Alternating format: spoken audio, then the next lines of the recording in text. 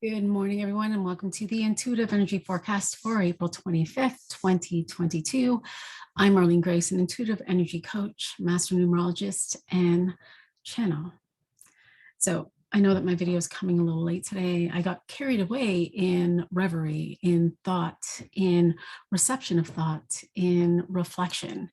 And it was interesting because I've been moving through a couple of shifts, which really bring us to this energy of today, which is the Nine of Clubs and the Eight. And it's really asking us, what thoughts are we devoted to? What patterns are we consistently in flow with that probably don't serve us? And there's this beautiful opportunity to shift, to break through them, because the energy of the Nine of Clubs is really this beautiful, like, do you see the truth? Do you see the truth in what it is that you are living, in what it is that you are thinking? And it brought me back to this pattern that I really got to observe and see and move through this past weekend. Now, if you watched my video on Friday, we were really talking about this, the Queen of Clubs, and the energy of coming into higher mind and letting go of the ego and coming into understanding how we see our own relationships and how we've been perhaps programmed by society, by fairy tales, by ideas that do not serve us, where we are really going outside of ourselves in order to receive something, to receive love, to receive validation. And the personality stories that we have with that, where we may be in drama with our partner or with our mom or dad. This is really speaking to all of our relationships. And what was interesting was this idea of being saved, right? Now, I have in the past had a challenge with expression, and really even the expression in regards to my own safety that really began as a small child. And I had all of these stories wrapped around it, these stories of, I didn't want anyone to get in trouble. I didn't want anyone to fight. I was really putting everyone else's safety before mine, right? And as I was thinking and reflecting about this morning, and even yesterday, it was, wow, it even got you to a place where you were just sleeping with the devil. Now, in this metaphor, the devil was, my former husband, and thinking about my relationship with him and the relationship that I decided to be in, even though my guidance, my heart was not in it. Right, that I had again gone outside of myself to listen to other people, to not be shamed. I was pregnant at the time, and so you don't want to be shamed. You don't want people to think things about you, so you need to get married. That's just the way it's supposed to be. And so I did that. I did that in order to run away from my shame, and in order to run away from judgment, where really and truly that was an illusion, right? And so I was reflecting back on this relationship, right? I was thinking, oh, wow, like sleeping with the devil. Like I even moved into this place of getting or being with a person that could protect me, from anything and everything that would happen, because he was just crazy enough to do it, right? And in that, I thought, wow, here I am, and I was going outside of myself in order to be protected, because I didn't know that I was safe, that I was actually always guided in the direction of safety, and that I wasn't listening to my higher mind, right? And in not listening to my higher mind, I continued to play this story of shame, where he was protecting me from the outside elements and I was thereby protecting him. And this interesting enmeshment, this interesting dynamic that was still being played, right? And it was interesting because as I was thinking about it this morning, I was like, oh, wow.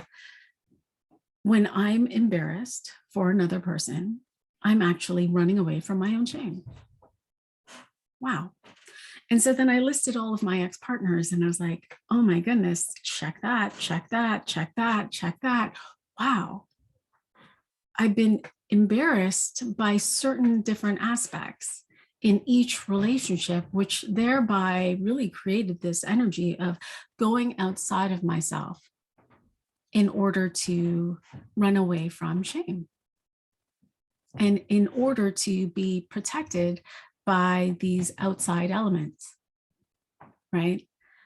And that awareness, that epiphany really came about because I decided to have something more, right? I decided to be seen more. I decided to create more impact in the work that I do, that I want to travel the world and host these retreats and, do these beautiful experiences with channeling with Joy Kingsborough and all of these things. And so in that, there's this wanting to be seen, to be heard, to express myself in a different way, right? And so thereby, all of these things that were in my way started to show up, including my own thought patterns, including the way that I was relating with other people, including my romantic partners, right? And really inviting me to come into, will you trust the divine? Will you trust your higher mind? Will you listen? And will you see that you are safe in all experiences, that you are always safe, that you have always been safe, and you can just call it in now, and call it in now, and call it in now.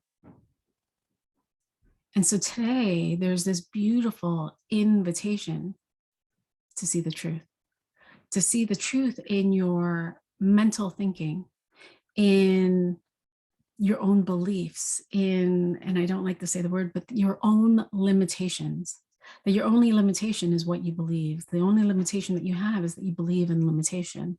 That if you believe that you are safe outside of you, then that really and truly is an illusion, that everything is always going to begin in here, that in a moment you can feel wealth, in a moment you can feel love, in a moment you can feel introspection, curiosity, play, desire, passion, playfulness. In a moment you can feel that here now. It's simply an invitation, right? And so this is a beautiful opportunity to navigate that. What I love is that even as I was playing with this idea yesterday, I was speaking to a male friend and he sent me this meme, and the meme was, Will Smith and Johnny Depp are a reminder to all men that you can have everything that you have ever wanted. And then at the bottom it says, but if you don't have a good wife, your life will be miserable. And I thought, oh, that's interesting, right? And so I responded back to him and I said, do you believe this? Like, do you believe this to be true? And he's like, yeah, true that. Yeah. I was like, that's such an interesting perception, right? Because really, when you think about that, then that speaks to we need people in order to complete us, which is, our vows that we have, you complete me and I need you and I want to be seen. And the song that started playing out with that was Bryan Adams, everything I do for you. Right. And look into your heart and you will find there's nothing to hide. Take me as I am, take my life. I will sacrifice, I will give it all of these things, all of these ideas that we have in how we relate with one another, right? All of these prescriptions and these ideas that have been, aware or bring in our life or in humanity for eons. And I love that because this meme really spoke to, are you willing to shift that perception? Are you willing to shift the idea that 1 + 1 = whole? That we must go outside of ourselves in order to attain that love, to attain that validation, to attain that success, to attain whatever it is that you desire, right? And to let go of the idea that you actually need a partner or a mate in order to have what it is that you desire, that it actually can be an invitation to share an experience. Imagine inviting someone in to share the experience of your success, of your romantic life, of your, of your family, to create a family, to share that experience. Imagine what perceptions and ideas you could let go of if you could come into a place of it's a win-win-win, that in this place, I'm inviting you because I am whole and so are you. And so I want to play with intimacy and dancing and desire and passion. And so I'm going to call you in. I'm going to invite you into this experience, right? In this wholeness, I am safe and so are you. In this place, I am wealthy, so are you. In this love, I am love and so are you. And so let's magnify that and let's mirror that with one another. Let's share that experience. And so it's a beautiful invitation to not like this energy of the 9 is that of the transmuter, right? Nothing is destroyed, it's simply transmuted. And so if you think about your relationships and how you believe you relate to another, it's this transmutation of thought and idea and perception so that you can actually have what you desire, so that you can experience it,